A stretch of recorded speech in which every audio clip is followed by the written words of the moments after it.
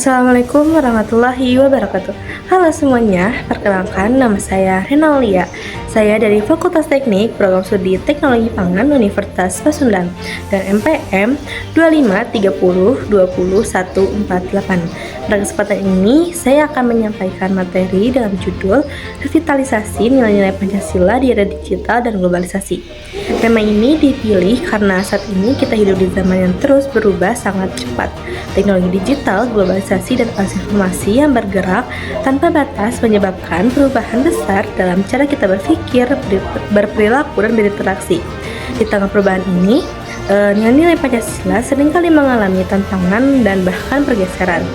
Menurut Kailan, Pancasila adalah ideologi terbuka, artinya nilai dasar tetap tetapi penerapannya fleksibel mengikuti perkembangan zaman. Karena itu, justru di era globalisasi dan digitalisasi ini, kita perlu kembali memperkuat nilai-nilai Pancasila agar tidak terkikis oleh perubahan budaya dan pola hidup baru.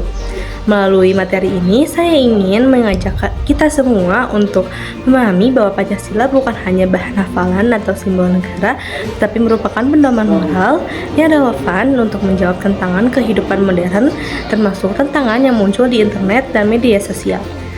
Menurut Kailan dan Susanto, globalisasi membawa pengaruh besar terhadap struktur sosial masyarakat Indonesia.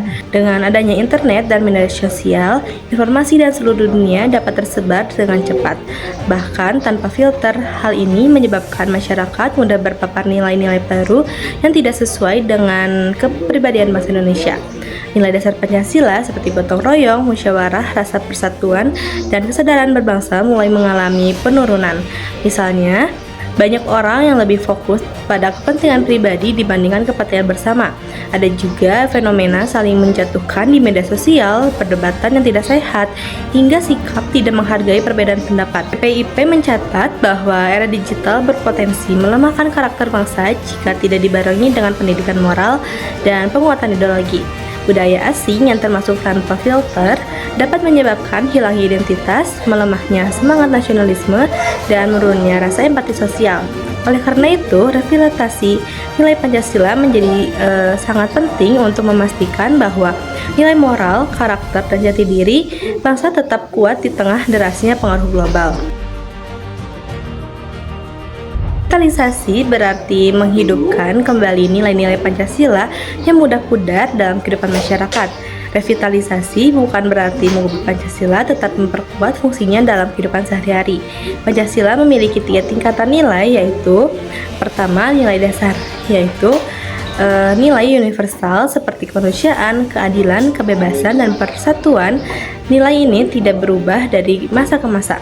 Kedua, nilai instrumental, yaitu peraturan, kebijakan, dan institusi yang menjadi sarana penerapan nilai dasar. Ketiga, nilai praktis, yaitu tindakan nyata dalam kehidupan sehari-hari. Revitalisasi ini terutama terjadi pada nilai praksi, yaitu bagaimana kita mengamalkan Pancasila dalam pergaulan, interaksi di media sosial, penggunaan teknologi, hingga dalam mengambil keputusan sehari-hari. Karena Pancasila adalah ideologi terbuka, penerapannya selalu dapat disesuaikan dengan konteks zaman, namun nilai dasar tidak boleh diubah, karena itu adalah fondasi moral dan filosofis bangsa. Tantangan Pancasila di era digital. BPIP menyatakan bahwa tantangan Pancasila di era digital ini semakin kompleks. Beberapa tantangan utama yaitu meliputi 1. Hoaxnya dan ujaran kebencian. Informasi yang salah atau sengaja dibuat untuk memecah persatuan dapat menyebar dengan cepat. Masyarakat mudah terprovokasi tanpa melakukan verifikasi.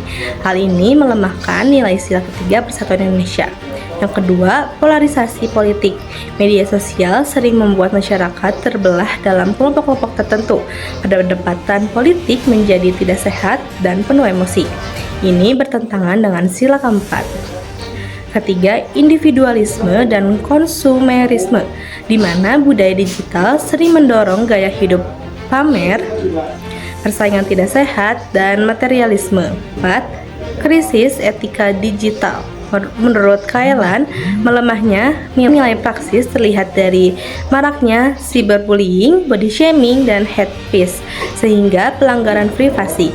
Banyak masyarakat tidak menyadari bahwa etika dalam dunia digital sangat penting dengan etika dalam kehidupan nyata. Tantangan-tantangan ini menegaskan bahwa Pancasila perlu dihidupkan kembali sebagai pedoman moral dalam ruang digital.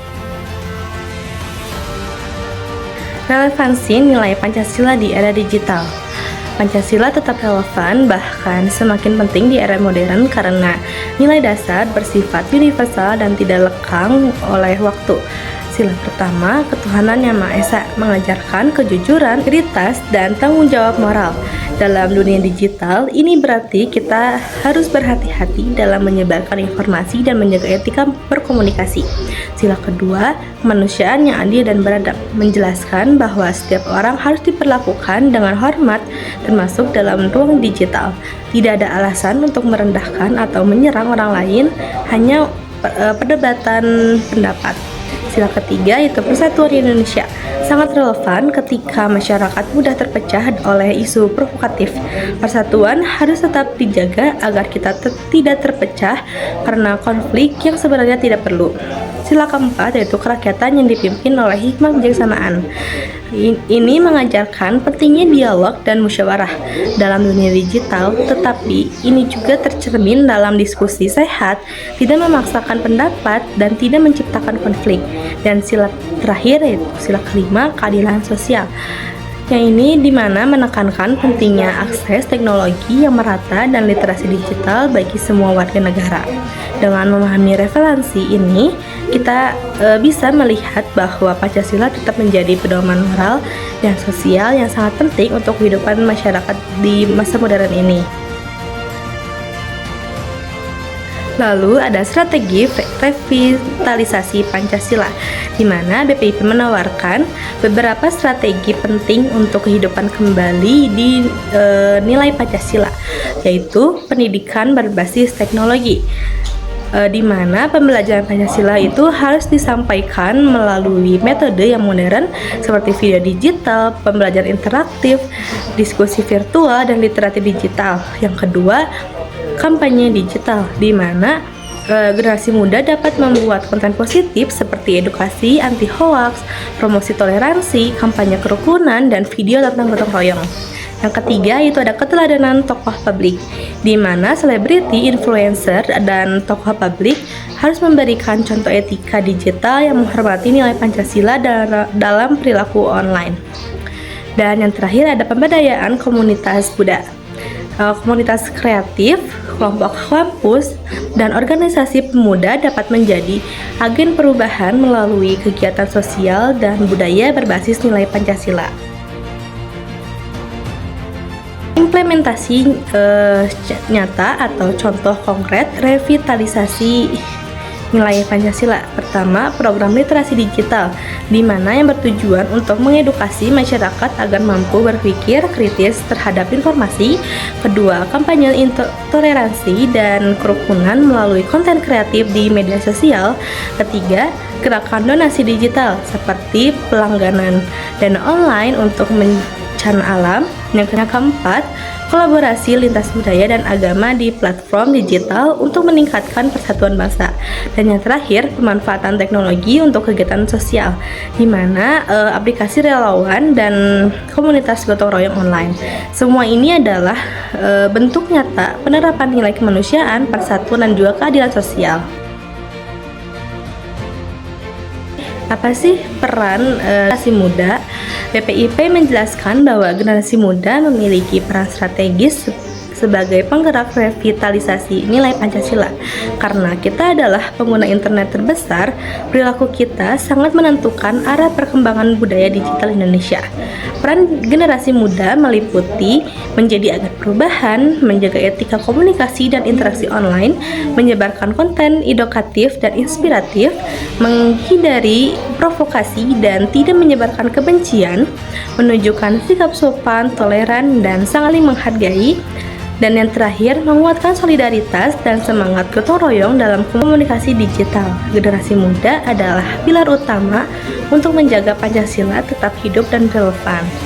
Dari seluruh pembahasan ini dapat disimpulkan bahwa nilai-nilai Pancasila tidak pernah usang. Justru di era digital dan globalisasi, nilai Pancasila semakin dibutuhkan sebagai pedoman moral, sosial, dan etika bagi masyarakat. Revitalisasi diperlukan agar nilai Pancasila tetap hidup, dipahami, dan diamalkan dalam kehidupan sehari-hari, baik di dunia nyata maupun di ruang digital. Dengan memperkuat nilai Pancasila, bangsa Indonesia dapat menghadapi tantangan modern tanpa kehilangan jati dirinya. Kita semua, terutama generasi muda, memegang peran penting dalam memastikan bahwa nilai-nilai Pancasila tetap relevan dan menjadi sumber kekuatan bagi masa depan bangsa. Terima kasih atas perhatiannya. Semoga penjelasan yang saya sampaikan dapat memberikan pemahaman bahwa Pancasila bukan sekedar ideologi negara, tetapi kompas moral yang mampu membimbing kita dalam menghadapi perubahan teknologi dan tantangan global. Dengan revitalisasi nilai-nilai Pancasila ini, kita dapat membangun masyarakat digital yang beretika, berbudaya, dan tetap menjunjung tinggi nilai kebangsaan. Wassalamualaikum warahmatullahi wabarakatuh.